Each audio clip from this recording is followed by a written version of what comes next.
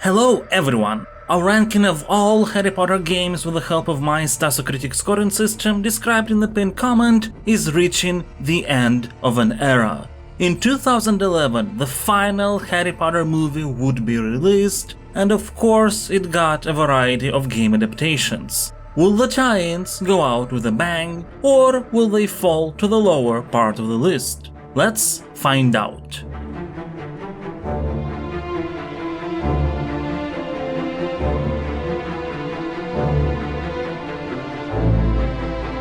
The console Deathly Hallows sequel by EA Bright Light is the studio's last game ever before its closure. A real shame, especially considering how the title has an undeserved bad reputation. Being a direct continuation of the Quite Broken Part 1, many throw Part 2 into the same pile, but to me that's just wrong. And look, I can't call the game a great third-person shooter necessarily, but it's adequate, not to mention touches upon pretty much every flaw of the previous game. Core mechanics are actually working properly now, and spells have more differentiation, if only because this time they just mimic traditional shooter weapons. For example, Confringo acts like a grenade launcher, while Petrificus Totalis is literally a sniper rifle. Stealth segments are gone, so the game focuses only on action, and the levels are pretty varied. You've got Hogsmeade with a lot of open areas and flanking opportunities, a sort of survival horror-y Chamber of Secrets, mission where you're defending against giants on a bridge, the Grand Staircase level focused on verticality, and so on. It's debatable whether I like the game, but at the very least I was engaged enough to complete it, and there were also some moments I genuinely enjoyed. It is a competent third-person shooter. Might not be what you're looking for from a Harry Potter game, but it is what it is, and that's far from bad. Also, it's one of the few pieces of Harry Potter media where Draco gets a chance at redemption. That moment was cut from the films and was never in the books. Potter! I also really appreciate the montage of all the different Harry Potter games that you see at the end of this one. It really is the end of an era, and completing the series of games over the course of 10 years is still quite a journey to go through. You can see that the developers cared about the game. You don't do details like a different looking main menu depending on progression if you don't. Besides, for what it's worth, from a development perspective, it's an incredible feat to go from a game as broken as Deathly Hallows Part 1 to actually fine and engaging enough Part 2 within a year. I know that back in the day it got tons of criticisms for being a pretty short 3-4 hour game, and you can certainly have a conversation relating to a game's monetary value in comparison to its length, but I personally never agreed that length alone is something that defines quality. I actually think that it's good Deathly Hallows Part 2 is not longer than it is, as in terms of the amount of mechanics and enemy variety, it definitely wouldn't be able to sustain a longer campaign without a significant budgetary investment, which might have been unlikely. So, I will assign a score of 53 to Deathly Hallows Part 2. It's an absolutely fine third-person shooter, nothing more, but there's definitely a chance that you might have some fun with it.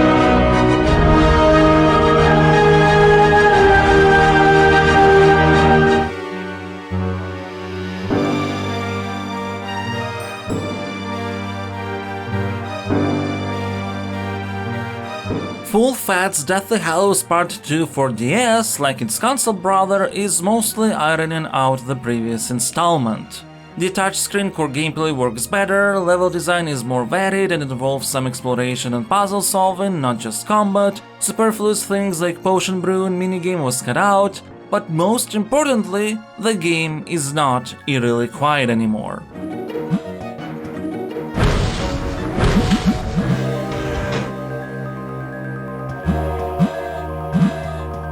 And while Deathly Hallows Part 2 is an absolutely fine game that's a total improvement over its predecessor, I have trouble finding what to discuss. It's an adequate Harry Potter hack-and-slasher-like game with puzzle elements.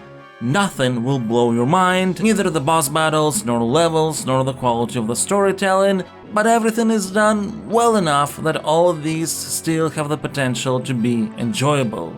As such, I suppose the almost in the middle Statocritic rating of 57 is fitting. Deathly Hallows Part 2 is an absolutely alright example of this style of game, and whether that's enough is up to you to decide.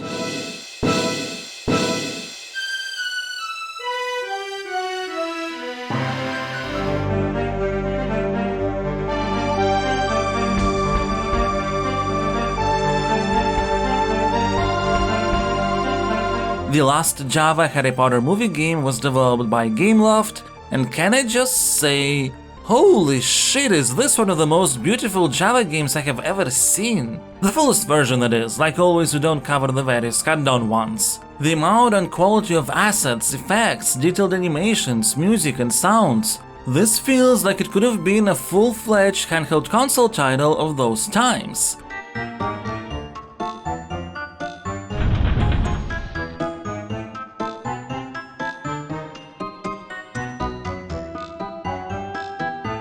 In many old phone games, the UI was usually pretty basic, even if stylish, but here both the main and in-game menus are just a joy to look at. The final battle with Voldemort is appropriately epic, with powerful spells flying all over the screen, and surprisingly enough, this Java game not only has Draco's redemption moment, but also this is the only Deathly Hallows tie-in that transformed the surreal platform 9 3/4 scene into a playable level, which again is enhanced by visuals and special effects. Now, this amount of visual fidelity and atmosphere comes with a price. First, the length of the game is back to being around an hour instead of the previous ones too. And there's absolutely nothing wrong with short games, but due to the length, a lot of narrative moments weren't included in the game. At best, sort of alluded to in the abstract cutscenes between levels, but mostly just skipped. As a result, a lot of things sort of just happen. That is, if we don't mention the fact that since Part 1 ended on a cliffhanger before the scene in Malfoy's manor, while this game starts after, there's a weird narrative gap between the two games as well, but hey, it's not like this hasn't been the case with so many other Harry Potter games before. It's impossible to play the full tie-in series with a consistent narrative experience on any set of platforms. But probably the biggest letdown is that most of the game essentially revolves around moving and using the action button, and this action button does different things depending on context. Enemy design is varied enough and there are different spells available at your disposal, but honestly neither feel like they add any strategy to the experience, you just dodge and cast spells. The sheer visual spectacle balances things out though, as well as a considerable amount of variety within the levels and their pacing. So even though Deathly Hallows Part 2 is sort of shallow, the action never lets down to the point of noticing or being bothered by it. From that point of view, I guess it's actually good that the game didn't try to be longer. So with all this in mind, Deathly Hallows Part 2 is definitely a good game with a Statocritic rating of 71, and I would recommend it to any Harry Potter and mobile game fan because, well, honestly, even though it's a bit shallow gameplay-wise, it's also pretty epic, and there is nothing wrong with that.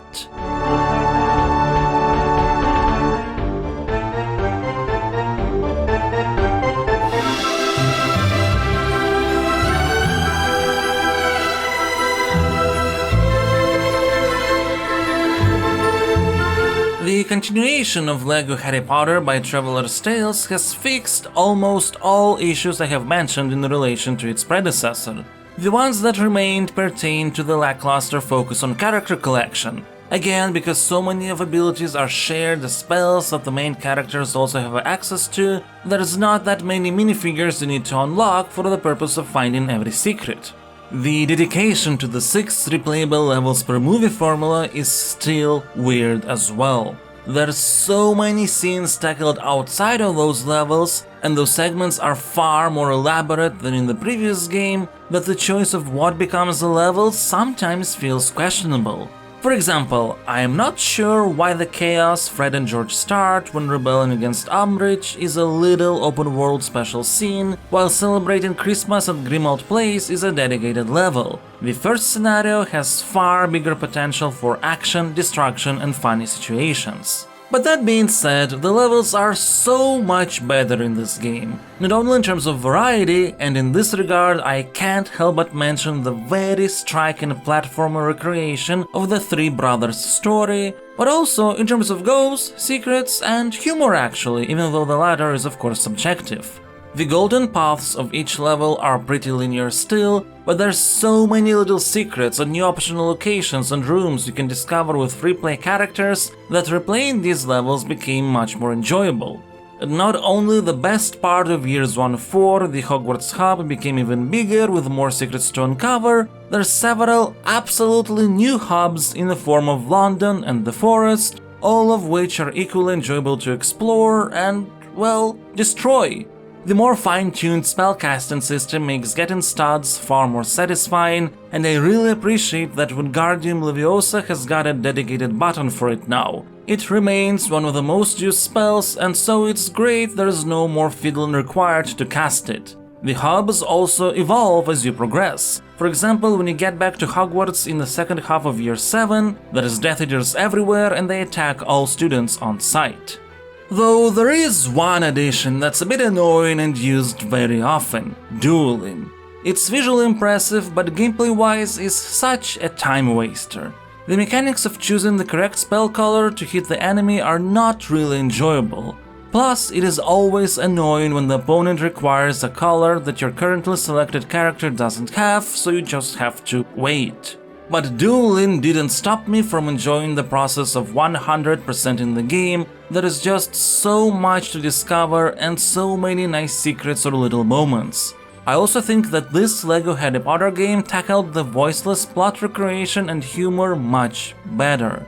Of course, unlike the other Harry Potter tie-ins, I'm not going to put a big priority on the quality of narrative adaptation, after all that's not the point, but still it is nice how the game has managed to smartly visually showcase some of the more complex and wordy subplots, like the prophecy Voldemort has been searching for in the Order of the Phoenix. And one of the reasons I find this game much funnier is that it doesn't focus on pure slapstick humor as much as the previous one, but rather on twisting and playing with expectations based on the source material.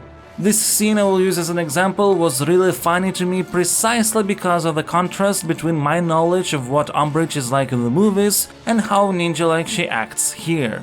Visually, the game is also an improvement. Things like more detailed shadows and better shading allow the LEGO pieces to look consistent with the more realistic non-LEGO environments. All the LEGO blocks in the world are still noticeable for the purposes of interaction, but they don't look out of place now. All this is why LEGO Harry Potter Years 5-7 will get a Stasocritic rating of 82. There's still some room for improvements, sure, but overall this is just a really fun and funny game with tons of cute secrets and discoveries. Definitely a great way to spend some time, not only if you're a Harry Potter fan, but also if you just enjoy these kinds of titles.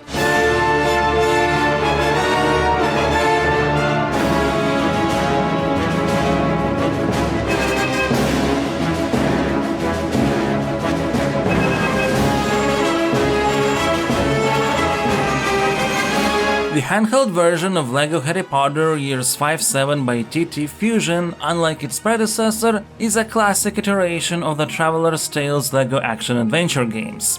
Classic in a sense that it has very similar core gameplay, and the Hogwarts Hub is essentially a menu select for various features and levels. It's not a fully explorable space. Many levels are loosely based on those from the console game, and a lot of cutscenes from there are reused in video format, though some are weirdly absent, so during certain sequences of events it feels like you've missed something. But in general, the design and flow of the game is much more linear and basic. This handheld LEGO Harry Potter can be quickly described as a simplified version of its console counterpart. However, this is not to say that this variant doesn't have some advantages. First, some of the general items you find in the world in the console version, like Spectrospecs, on handhelds become specific character abilities, which improves a bit the minifigure collectathon aspect. Then, the level structure here doesn't try to adhere to arbitrary numbers. So in some ways, things flow more naturally. Some of the events are a bit more fleshed out even. Remember how I lamented that the chaos caused by Fred and George was just a little open world sequence in the console game and not a level? Well, here it's a dedicated level, and while half of it is based on the open world sequence from the consoles, the other half actually lets you find and fly on brooms and shoot around. Perhaps not in as elaborate a way as I would have liked, but still. And finally, the dueling mechanics are actually better in this version. They're incredibly simple, you just shoot and block left and right, but are more engaging at a basic level, and as you go through the game the difficulty reasonably progresses, something that never happens in the console version. So the dueling club feature that was added in these handheld platforms to the Hogwarts hub feels justified. But I do have to wonder if maybe I'd think differently of this game had I played it before the console version. Because going through it after, even though this version has some additions and advantages, I couldn't help but keep constantly comparing the two and how in many ways this game feels like a cut-down experience due to the many existing similarities. Still, at the very least, it's a nice game that will get a Stasocritic rating of 65. If you need to make a single choice between the handheld LEGO Harry Potter Years 5-7 and the console one, you should definitely pick the console one. But taken on its own merits, this is still a pretty fun experience.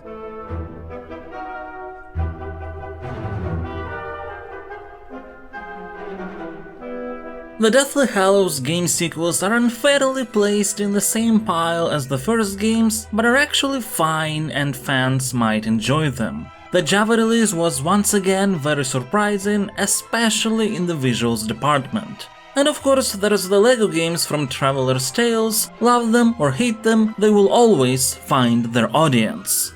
The big question is, now that all Harry Potter movies are out, what is next for the games of the franchise? Well, this is a question for another video.